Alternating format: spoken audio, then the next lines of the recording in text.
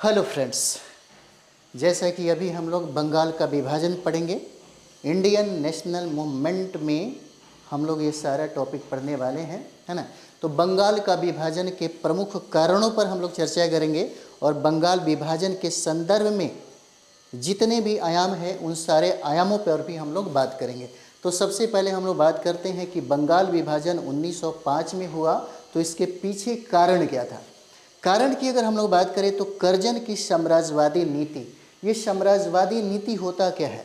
तो साम्राज्यवादी नीति के बारे में यदि हम लोग बात करें तो यह एक दृष्टिकोण है, एक विचारधारा है।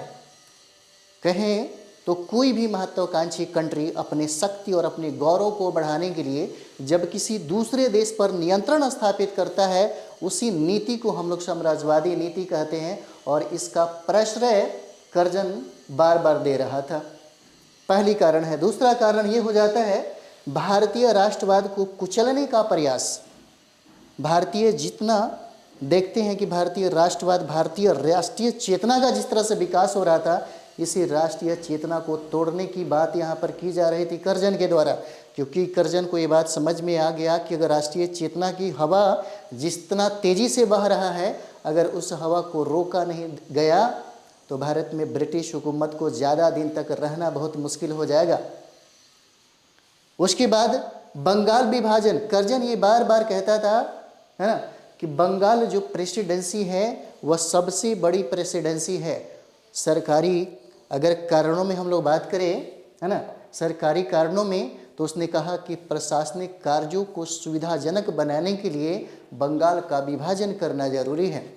यानी कि कर्जन का यह कहना था कि बंगाल का विभाजन, है ना, बंगाल का विभाजन अगर हो जाता है तो प्रशासनिक जो गतिविधियां हैं वह सटीक और सही तरीके से किया जा सकता है। हालांकि अगर देखा जाए तो सबसे पहली बार, यानी कि बंगाल विभाजन की पहली सार्वजनिक घोषणा हुई थी दिसंबर 1903 में, लेकिन मूर्त रूप नहीं दिया जा सका था। अगर मूर्त रूप दिया गया होता तो 1930 में ही बंगाल का विभाजन हो गया होता।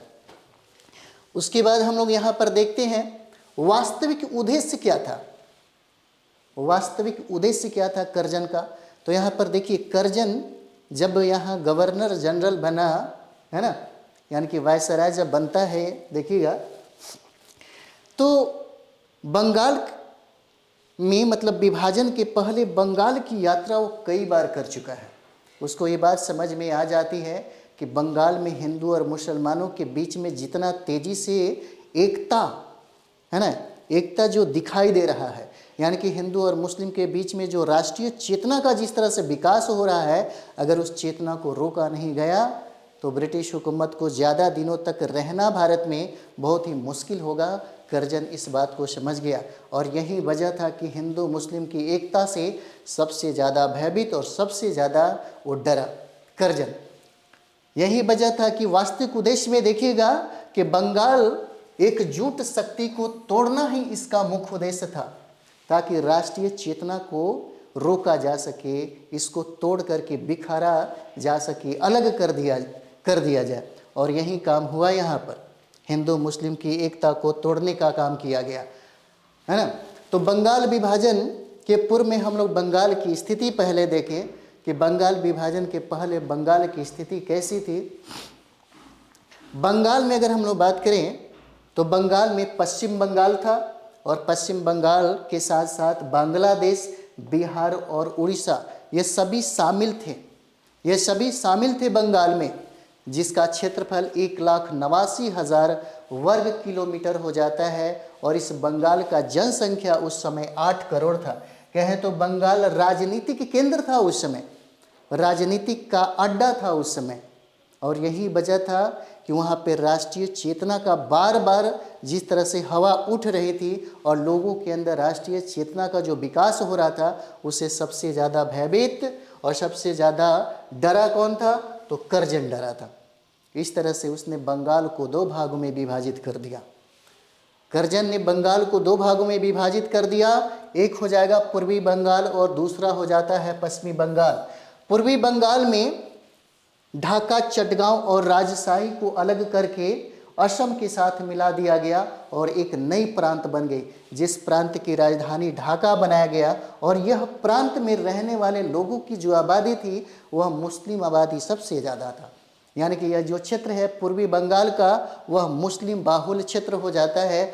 और हम लोग देखेंगे यहाँ पश्चिमी बंगाल यानी कि शेष हिस्सा को मिलाकर के पश्चिम बंगाल में शामिल कर दिया गया, जिसका राजधानी कोलकाता बना। और यहाँ पर हिंदू बाहुल यानी कि हिंदू बाहुल क्षेत्र हो जाता है, यहाँ पर हिंदुओं की संख्या सबसे ज़्यादा है। इस तरह से पूर्वी और पश्चिम बंगाल में हिंदू और मुसलमानों को तोड़ने का, अलग करने का काम कर्जन के द्वारा किया गया। कर्जन ने विभाजन की रूपरेखा 19 जुलाई 1905 को आम जनता के सामने पहली बार रखी। विभाजन की रूपरेखा 19 जुलाई 1905 को आम जनता के सामने रखा गया। और इतना ही नहीं, विभाजन की घोषणा 20 जुलाई 1905 को किया गया और विभाजन 16 अक्टूबर 1905 को लागू हो गया। 16 अक्टूबर 1905 को यह विभाजन जो है प्रभावी हो गया और इसी दिन विभाजन लागू भी हो जाता है 16 अक्टूबर 1905 को। इसी दिन संपूर्ण देश में रोष फैल जाता है, इसके खिलाफ विरोध फैल जाता है। और इतना ही नहीं, 16 अक्टूबर 1905 को शोक दिवस मनाई जाती है। रविंद्रनाथ टैगोर के कहने पर ही रक्षाबंधन दिवस मनाया जाता है। इसी समय हिंदू और मुसलमान एक दूसरे के कलाइयों में हाथ राखी बांधते हैं और वादा और इरादा करते हैं कि चाहे जो भी हो जाए, हमारा प्रेम और हमारा संबंध जो है वो कभी कम नहीं हो सकता, कभी ख़त्म नहीं हो सकता, है ना। रक्षाबंधन दिवस मतलब यहाँ पर मनाई गई। और इतना ही नहीं, टैगोर का राष्ट्रीय गीत था अमार सुनार बांग्ला, यह क्रांतिकारियों का जुबान बन गया।